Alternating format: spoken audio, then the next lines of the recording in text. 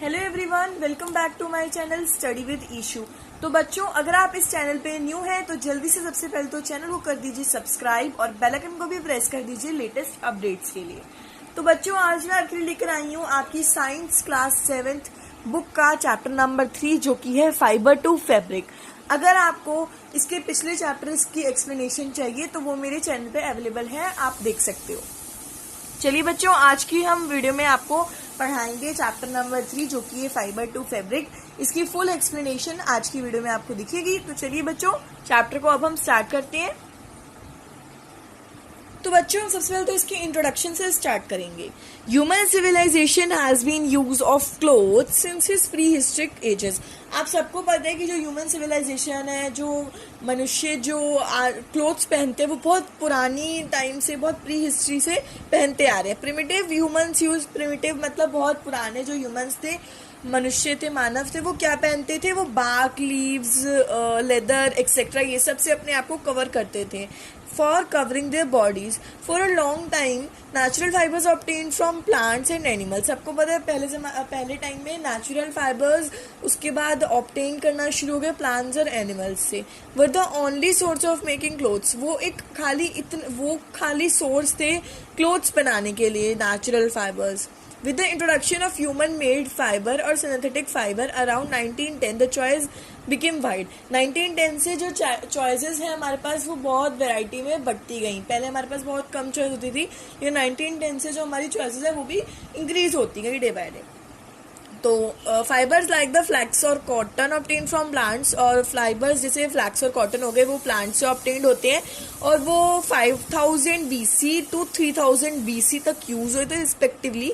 Late stone age saw the use of wool. We find the first proof to use of silk around 2600 BC। हमने जो silk थी, अब ये चीज़ तो आप सबको बच्चे लर्न करनी पड़ेगी, जो सिल्क थी हमने कब फाउंड करी थी? 2600 BC में।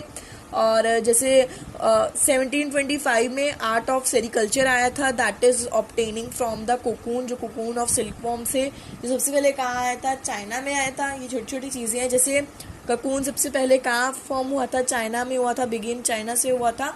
तो ये जैसे डेट्स वगैरह हो गए, BC वगैरह, ये सब चीज़ें आपको लर्न करनी है अच्छे से। तो आगे पढ़ते हैं, let's learn about more some animal fibres. चलिए, वूल, सबसे पहले तो हम वूल के बारे में पढ़ लेंगे। Wool is acquired from the fleece or hair of sheep, yaks, goats और some other animals. Wool जो होता है वो कहाँ से आता है बच्चे? फ्लीस ऑफ फ्लीस, और फ्लीस को हम हेयर्स भी कहते हैं। हेयर, शीप के हेयर से, याक, गोट्स वगैरह का, इन सब के हेयर से जो वूल आता है। These hairy animals have thick coat of the of hair. जो ऐसे जो एनिमल्स होते हैं लाइक शीप, याक्स, इनके जो थिक कोट होता है, इनके बहुत हेयर्स होते हैं इनके स्किन पे। Hairy skin of these animals have 2 types of fibre. इनके पास 2 टाइप ऑफ फाइबर होते हैं, जैसे द कोर्स ब्रीड हेयर और the fine soft under hair. ये आपको याद करने हैं, जैसे which is close to the skin, जो स्किन के बहुत पास होते हैं। The fine hair is use for making wool. जो फाइन हेयर होता है वो वूल के लिए यूज होता है। ये क्वेश्चन बन सकता है। There are some breeds to sheep of the some hair thin.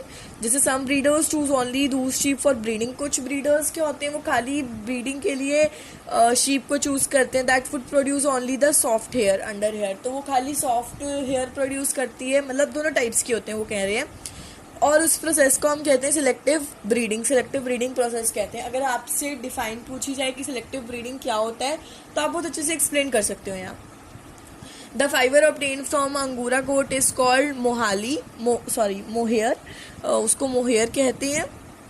जो फाइबर अंगूरा गोट से प्रोड्यूस होता है, this fibre is soft, warm and fluffy, बहुत ज़्यादा सॉफ्ट होता है। कश्मीरा गोट गिव्स कैश्मीर, और fibre which is easy soft to dye and very expensive, बहुत ज़्यादा महंगा होता है। कश्मीरा गोट, ये तो कश्मीरी शॉल ऐसे वो कश्मीरी गोट देती है। Yak wool is popular in Tibet and Ladakh. जो याक वूल है वो तिब्बत और लद्दाख में बहुत ज़्यादा फेमस है। तो जिसे आप पूछ सकते हैं याक वूल में कौन सा फेमस, या याक वूल किन किन जगह पे फेमस है, तो आप बता सकते हो तिब्बत और लद्दाख, ऐसे करके क्वेश्चन बन सकता है।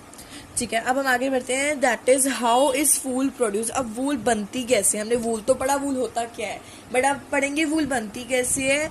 रियरिंग क्या होता है? सबसे पहले कुछ स्टेप से बनती है, जैसे रियरिंग हो गया, शियरिंग और grading, sorting, sorting, dyeing, spinning और बाकी सारे हमारे प्रोसेसेस हैं वूल बनने के. तो चलिए अब हम एक एक करके सारे प्रोसेसेस को पढ़ते हैं, और it's a very important topic, तो अच्छे से पढ़ना. रियरिंग क्या होता है? Sheep are reared for obtaining wool. Sheep को रियर करा जाता है वूल लेने के लिए, उनके जो हेयर्स हैं उनको निकाला जाता है. They are rearing mainly in the high states, मतलब बहुत हाई स्टेट्स में, जैसे जम्मू कश्मीर हो गया ना, हिमाचल प्रदेश, अरुणाचल प्रदेश, सिक्किम वगैरह. तो इन सब स्टेट्स में जो गोट होता है उसका, कुछ भी शीप कह लो, शीप को रियर करा जाता है. Sheep are herbivorous, they graze on grass and animals. मतलब हर्बीवोरस एनिमल्स, जैसे कि मैंने आपको पिछले चैप्टर में पढ़ाया था क्या होते हैं वो. They also feed on mixture of pulses, jowar, corn and ऑल्सेस. विंटर में जो शीप होती है उनको अंदर रखा जाता है, fade on grains, dry fodder और लीव्स. इन सब चीज़ों पे रखा जाता है, जैसे लीव्स हो गया और ऑन ग्रेन्स हो गया, इन सब चीज़ों पे. ठीक है, तो रियरिंग समझ आ गया कौन सा प्रोसेस होता है. डिफाइन आएगी तो आप लोग बहुत इजीली एक्सप्लेन कर सकते हो उसको. अब हम पढ़ेंगे shearing. Once the reared sheep, जब वो रियर हो जाती है, have grown on a thick coat of hair, उसकी जो चमड़ी मतलब बहुत मोटी मोटी बन जाती है. दे आर शेप्ड ऑफ, उसको उखाड़ दिया जाता है, शेव कर दिया जाता है. The process by which the woollen fleece is cut off, it's known as shearing. जो प्रोसेस में जब वुलन फ्लीस होता है, मतलब जो वुलन फ्लीस मीन्स हेयर होता है, तो हेयर को जब काटा जाता है ना, तो उस प्रोसेस को हम शेयरिंग कहते हैं. This is generally done during the spring time में होता है, so that the animals can survive, जो सर्वाइव कर सकते हैं एक कोट से, प्रोटेक्टिव कोट से, इसलिए उनको स्प्रिंग टाइम में करा जाता है ये सब चीज़.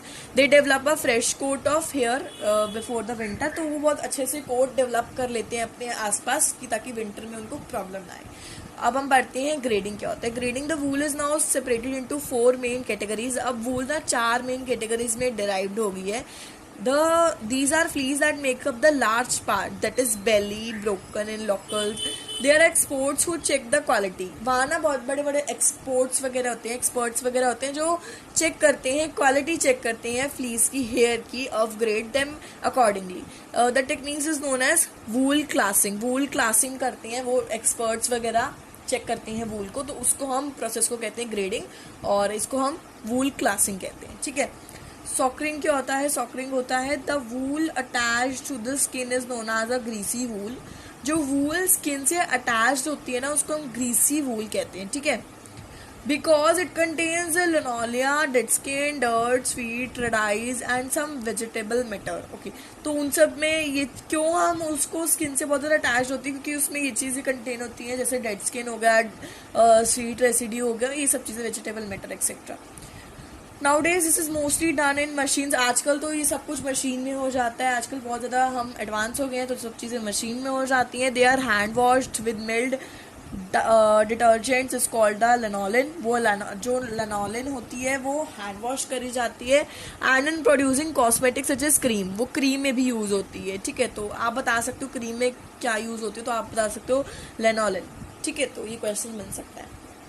Next is sorting. सॉर्टिंग क्या होता है? The hairy skin with washed fibres of sorted depending on the fibre, diameter, colour, crimp. अब हेयरी स्किन जो वॉश करी जाती है फाइबर से, और वो सॉटे करी जाती है, सॉर्टेड करी जाती है डिपेंडिंग ऑन द फाइबर, और वो फाइबर के ऊपर डिपेंड होती है. That is diameter, colour, crimp, number of bends that indicate spinning capacity of the wool. वो नंबर ऑफ डिपेंड्स कैपेसिटी के ऊपर डिपेंड करती है, एंड स्ट्रेंथ के ऊपर. The fluffy fibres are thick picked. जो बहुत मोटे मोटे फाइबर्स नहीं होते बच्चों, वो पिक करे जाते हैं from the hair. These are known as a burrs कहते हैं उनको. ओके, तो ये डिफाइन भी आ सकते हो, तो आप बहुत इजीली समझा सकते हो कि जो फ्लफी फाइबर्स होते हैं उनको पिक करा जाता है हेयर से, और उनको हम जो प्रोसेस होता है उसको कहते हैं बर्स. ठीक है, चलिए अब आगे बढ़ते हैं. डाइंग. डाइंग क्या होता है? Natural wool is white brown. आप सबको पता है नेचुरल वूल जो है वो वाइट होती है, brown, black, slightly yellowish colour होता है उसमें, हल्का हल्का येलो होता है colour. The fibre can now be dyed in different colour. Dyeing एक ऐसा प्रोसेस होता है जिसमें आज जो नेचुरल वूल होती है वो तो चलो वाइट, ब्राउन, ब्लैक, ये तो उसका नेचुरल कलर होता है, लेकिन आप उसको डाई भी कर सकते हो, जैसे कि उसका कलर चेंज भी कर सकते हो. उस प्रोसेस को हम कहते हैं डाइंग प्रोसेस. या ना फोटोज में बहुत क्लियरली देख सकते हो कि कैसे कैसे प्रोसेस हो रहे हैं. जैसे इसमें देख सकते हो, एक बार जूम कर देते हो कैसे ये लोग डाई कर रहे हैं. कोई भी कलर इसे डाई कर रहे हैं ये लोग, ये देखो। स्पिनिंग, स्पिनिंग क्या होता है? The fibre are thin, fibre are then straightened also known as carding. जो फाइबर आप स्ट्रेट कर जाते हैं जिसको हम कार्डिंग भी कहते हैं, combed with the metal teeth and then rolled into the yarn. अब स्पिनिंग एक ऐसा प्रोसेस होता है जिसमें उसको मेटल टीथ में रोल करा जाता है and then roll into the yarn. Yarn मतलब एक धागे में थ्रेड टाइप से उसमें रोल करा जाता है एंड देन वो क्या बोल रहे हैं, after this long fibres are place into the parallel to each other, parallel में करे जाते हैं जैसे ऐसे आप देख रहे हो ना इसको प्रोसेस को, and send to be the spinning machine, वो स्पिनिंग मशीन में छोड़ देते हैं and then to form threads, threads मतलब धागे बनाने के लिए। The longer fibres are use for making sweaters, जो लंबे लंबे फाइबर्स होते हैं ना वो स्वेटर्स के लिए यूज होते हैं, और the shorter fibres are use for spun woven to woollen cloth, woollen cloth के लिए छोटे छोटे फाइबर्स जो होते हैं वो यूज होते हैं, और बड़े फाइबर्स किस लिए यूज होते हैं बच्चों? मेकिंग ऑफ स्वेटर्स के लिए। तो अभी तक आपने ये सारा प्रोसेस पढ़ा वूल का। आपने अब तक क्या पढ़ा एक बार हम देख लेते हैं। हमने पढ़ा है इंट्रोडक्शन, पढ़ा है वूल, पढ़ा है वूल होती क्या है, बेसिकली वूल प्रोड्यूस कैसे होती है, एक स्टेप बहुत अच्छे से एक्सप्लेन करा गया है। अब हम आगे चलते हैं। अब हम पढ़ने वाले हैं सिल्क। सिल्क हमारा नेक्स्ट टॉपिक है। तो सिल्क क्या होता है? Silk is also an animal fibre produced by certain insects. Silk ना एक ऐसा एनिमल फाइबर है जो प्रोड्यूस करा जाता है बहुत कुछ ही इंसेक्ट से, टू बिल्ड देयर कोकून्स और वेब्स। जो सिल्क से कोकून्स बनते हैं, वेब्स बनते हैं, इसके लिए it is one of the oldest known as fibre, बहुत पुराना फाइबर है सिल्क। और we find it use in China, China में सबसे पहले ये आया था सिल्क, और 27th सेंचुरी BC में। ठीक है, तो क्वेश्चन आ सकता है कि सिल्क कब आया था, तो आप बता सकते हो ये आया था कौन सी कंट्री में आया था? चाइना में आया था। कब आया था? 27th सेंचुरी में आया था, तो बहुत इजी है ये। ठीक है, the silkworm moth was founded only in China, are found after 3000 years. इतना पुराना। It was a secret known only in to Chinese. अभी खाली सीक्रेट जो है इसका वो चाइनीज को ही पता है, हमें नहीं पता। Other than the moth, caterpillars, many different types of insect produce silk. इस कैटरपिलर्स को छोड़ के many different types of insects, बहुत सारे इंसेक्ट्स जो है वो सिल्क प्रोड्यूस करते हैं। But the mulberry silkworm or the species Bombyx mori is used for commercial silk production. जो मलबेरी सिल्कवर्म होता है ना, और जैसे बॉम्बेक्स मॉरी हो गया, वो यूज होते हैं कमर्शियल सिल्क प्रोडक्शन के लिए। ठीक है, अब जैसे तसर सिल्क प्रोड्यूस होता है स्पीशीज के लिए, दैट इज फीकबॉक ऑन द दुपिन silk is produce by species. और जो दो टाइप्स के होते हैं, in which two silkworm spin a cocoon, जो सिल्कवर्म है वो कोकून प्रोड्यूस करता है together and produce a double thread, वो डबल थ्रेड भी प्रोड्यूस करता है। आपने पढ़ा सिल्क क्या होता है बेसिकली। अब हम पढ़ने जा रहे हैं व्हाट इज सेरिकल्चर। सेरिकल्चर कौन सा प्रोसेस होता है? Sericulture is a science of cultivation of silkworm. Sericulture एक ऐसा प्रोसेस है, science of cultivation of silkworm है, कल्टिवेट करता है सिल्कवर्म को। Let us now explore the stages of silkworm production. अब हम सिल्क की जो सिल्कवर्म की प्रोडक्शन है हम उसको भी एक बार एक्सप्लोर कर लेते हैं। Hatching of the eggs. The first stage of silk production is laying of silkworm eggs. पहली स्टेज क्या होती है कि वो सिल्क प्रोडक्शन की वो सिल्कवर्म एग्स पर आ जाता है। It is done with extreme care, बहुत ध्यान रखना पड़ता है अंडर अ कंट्रोल्ड एनवायरमेंट। मतलब एनवायरमेंट भी वहाँ का अच्छा होना चाहिए, ना सर्दी ना गर्मी, बिल्कुल ठीक होना चाहिए। The female Bombyx mori lays 300 to 400 eggs. जो फीमेल है बॉम्बिक्स मोरी वो 300 से 400 एग्स जो है वो प्रोड्यूस करती है एक बारी में, इन अर्ली समर में। About 10 centimetre to 10 centimetre 100 moths lay around 40,000 eggs। ओ तो 40,000 एग्स वो प्रोड्यूस करते हैं। The eggs are about the size of the head of a pin, एक पिन के साइज के जितना उनका हेड होता है। द फीमेल मोथ डाइज, वो मर जाती है immediately after lying the eggs. Female moth जो होती है, एक लेडी जन्म देती है, वो एकदम से मर जाती है एग्स को जन्म देने के बाद। The male moth lives for a short while after that. जो मेल होता है वो कुछ ही टाइम के लिए रह पाता है, फीमेल मोथ। ठीक है, these tiny eggs are tested to ensure that they contain perfect disease free worms। जो छोटे छोटे एग्स होते हैं उनको टेस्ट करा जाता है कि वो परफेक्ट है, उनमें वो डिजीज फ्री है, वर्म्स की नहीं है। ठीक है, then these are kept in the incubator for 20 days till then hatch in the larva or the caterpillar। उनको अंदर रखा जाता है, जो इनका बटर होता है उनका, उसमें रखा जाता है कि 20 डेज के लिए, कि वो लावा में प्रोड्यूस होते हैं और देन कैटरपिलर बनते हैं। तो यहाँ आप बहुत अच्छे से देख सकते हो, इस डायग्राम के थ्रू आप बहुत अच्छे से समझ सकते हो कि क्या बोला जा रहा है इसमें। And incubator is a device in which, incubator क्या होता है, अब इसके डिफाइन एक बार देख लीजिएगा आप, कि इनक्यूबेटर एक ऐसा डिवाइस होता है जिसमें सर्टेन टेम्परेचर इज मेंटेन, एक बिल्कुल परफेक्ट टेम्परेचर मेंटेन होता है फॉर हैचिंग के लिए। तो in this stage the lava is about 1/4 of inch long. इस स्टेज में क्या होता है, जो लार्वा होता है ना, ये वाला ये वो 1/4 ऑफ द इंच लॉन्ग हो जाता है, मतलब 1/4 बड़ा हो जाता है ये, ठीक है। तो ये डायग्राम को एक बार आप देख लीजिए। चलिए बच्चों, अब हम आगे बढ़ते हैं, जो कि हमारा the feeding period. Feeding period क्या होता है, the young silkworms are then placed in a clean tray made of the bamboo to protect them from diseases. अब जो बेबी वॉर्म होते हैं, सिल्क वॉर्म्स होते हैं, उनको प्लेस करा जाता है क्लीन ट्रे में, बैम्बू टाइप सी होती है वो, जिससे उनको डिजीजेस, बीमारियों से वो बचे रहें। The larva and then fed with the huge quantities of chopped mulberry leaves. उनको कैसे फीड करा जाता है, उनको फीड करा जाता है with the help of mulberry leaves and then eat continuously, और वो खाते रहते हैं continuously. The larva made use to fed it lettuce और Osage orange the larva eat almost 50,000 times of it initial weight. उनका इंटिशियल वेट से वो 50,000 गुना ज़्यादा खाते हैं। ड्यूरिंग दिस टाइम, उस समय में they grow almost by the 70 times, वो 70 गुना बढ़ जाती हैं। शेडिंग देयर स्किन्स 4 टाइम्स, उनकी जो स्किन है वो 4 गुना बढ़ जाती है। फॉर अबाउट 6 वीक्स, 6 हफ्ते के लिए। The silkworm shows a great appetite and eats almost continuously. और जो सिल्कवॉर्म होता है वो खाता जाता है। It stops eating after this period and grows about 3 inches. वो 3 इंचेस बड़ा हो जाता है, खाता रहता है तो, और वो रुकता नहीं है। It is also changes colour, उसके कलर में चेंज आता है। It is about 10,000 times heavier than its initial weight. उसके इनिशियल वेट से वो 10,000 गुना ज्यादा बढ़ जाता है। The silkworm is now ready to spin the silk cocoon. अब सिल्कवॉर्म रेडी हो चुका है स्पिन करने के लिए सिल्क ककून को। ओके, अब हम पढ़ेंगे spinning of the cocoon. Spinning कैसे होती है ककून की। Now the silkworm connects itself in a tree. अब टू अ ट्री, जो सिल्कवॉर्म होता है वो अपने आप को ट्री से कनेक्ट कर लेता है, श्रब से, ट्विंग से और कंपार्टमेंटेड फ्रेम से, जो कि रियरिंग हुए उसके हाउस, और start the spinning cocoon of the silk cocoon. तो अब वो उसकी जो स्पिनिंग करना शुरू कर देता है सिल्क ककून की। It's takes about 3 to 8 days, 3 से 8 दिन लेता है वो to form the complete cocoon. एक कंप्लीट ककून को बनाने के लिए वो 3 से 8 दिन लेता है। This period is known as pupating. इसको कहते हैं, इस पीरियड को पिपेटिंग, इसको कहते हैं प्यूपेटिंग। तो यहाँ आपको देख सकते हो कोकून फॉर्म हो रहा है। तो अगर आपको डिफाइन मिल जाए पिपेटिंग की डिफाइन क्या होती है, तो आप बहुत इजी से एक्सप्लेन कर सकते हो। Silkworms have a pair of specially modified salivary glands. उनके पास सेलिवरी ग्लैंड्स होते हैं, नोन एज सेरिकेचर्स। उनको सेरिकेचर्स कहते हैं। This is used for producing fibron, which is clear viscous fluid.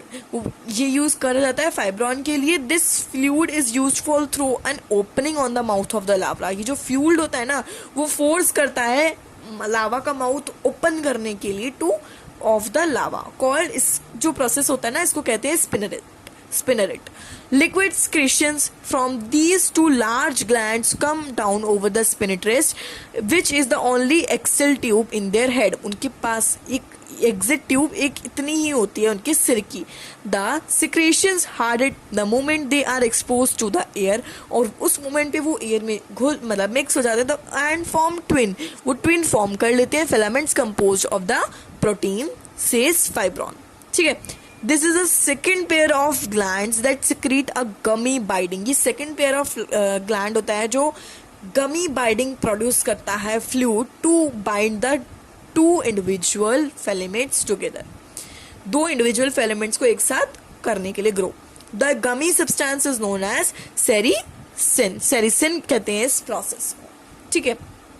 अब हम आते हैं बच्चे reeling the filament. Reeling the filament का होता है reeling the filament. For commercial silk production, silk farmers allow only a few moths to finish their life cycle. अब जो कमर्शियल सिल्क प्रोडक्शन करनी होती है, मतलब आगे जब कमर्शियल हमें बेचना होता है सिल्क को, तो सिल्क फार्मर्स जो होते हैं, वहाँ के जो किसान होते हैं, वो खाली ना कुछ ही मोथ्स को अपनी लाइफ साइकिल है जो उसको फिनिश करने की परमिशन देते हैं. These moths are then kept or lying eggs for the next stage of silk production. नहीं तो कुछ moths क्या करते हैं, अगले लेइंग करने के लिए, अगले बच्चे देने के लिए नेक्स्ट स्टेज पे सिल्क प्रोडक्शन की जाते हैं. Other cocoons treated with the heated air. कुछ cocoons को गर्म हवाओं से ट्रीट करा जाता है, कुछ को बॉयल करके, कुछ को स्टीम, सॉफ्टन, सिक्रीन, and then silk is then released into carefully from the cocoon. और वो बहुत केयरफुली cocoon से रिलीज हो जाता है. This process is known as unbinding और रीलिंग द फिलामेंट्स. मैंने आपको समझा दिया क्या प्रोसेस होता है. बेसिकली वो इसको बहुत इजीली केयरफुली रिमूव करा जाता है cocoon से, लाने के लिए रिलीज कर जाता है cocoon से. तो क्या प्रोसेस है अभी आपने देखा ही है. Eight times 4 to 8 cocoons are reeled together with a slight twist a single strand of silk is formed. और जो सिंगल सिल्क और जो कम से कम 4 से 8 बार ककून को ऐसे रिलेट करना पड़ता है एक साथ to form the silk strand. अब आपने पढ़ा कि क्या है सिंगल स्ट्रेट फॉर्म करने के लिए. चलिए बच्चों अब हम आगे पढ़ लेते हैं. इन मोस्ट केसेस, ज्यादातर केसेस में क्या होता है, sericin protects the silk fibre. बहुत सारे केसेस में जो सेरिसिन है वो प्रोटेक्ट करता है सिल्क फाइबर को. और during different stages of processing, मतलब जो मैंने आपको स्टेजेस बताया उसमें बहुत सारे स्टेजेस हैं, उसको प्रोटेक्ट करता है. It is washed of before the yarn. वो यार्न को वॉश करने से पहले भी वॉश करते हैं. इज प्रिपेयर्ड, वो प्रिपेयर करते हैं. बट इन रॉ सिल्क में the sericin remains and therefore in course the usual silk when the secretion is washed off with boiling water and the soap, the fabric becomes lustrine, soft and lighter by 25 to 30%. अब वो क्या बोल रहे हैं यहाँ, जब वो wash होता है ना उसके बाद जो यान है वो raw silk, the sericin remains, वो रह जाता है. दैट इज कोशल यूजुअली सिल्क, वो सिल्क बन जाता है. When the sericin is washed off, जब वो सिरिसिन वॉश होता है विद बॉइलिंग वाटर, गरम गरम उबलते हुए पानी से, the soap and the fabric becomes lustrous, बहुत ज्यादा सॉफ्ट हो जाता है, लाइटर हो जाता है. कितना लाइटर होता है वो 25 से 30% तक अच्छे से लाइटर हो जाता है. अब हम पढ़ेंगे बच्चों सिल्क प्रोसेसिंग, जो कि आपका लास्ट टॉपिक है. Raw silk is then twisted into a single strand to make it sufficiently strong for weaving and knitting. अब जो रॉ सिल्क होता है ना उसको सिंगल स्टार्ट में ला देते हैं, क्योंकि हमें उसको वीविंग करना होता है और निटिंग करना होता है. इस प्रोसेस को हम क्या कहते हैं, थ्रोइंग कहते हैं. It makes the thread strong, उसको स्ट्रॉन्ग बनाती है, प्रिवेंट्स करती है स्प्लिटिंग से. With the procedure, 4 different types of silk thread can be produced. 4 different types के सिल्क जो प्रोड्यूस होते हैं, सिल्क थ्रेड प्रोड्यूस होते हैं. कौन कौन से होते हैं वो, क्राइप्स, throw singles, tram and organise.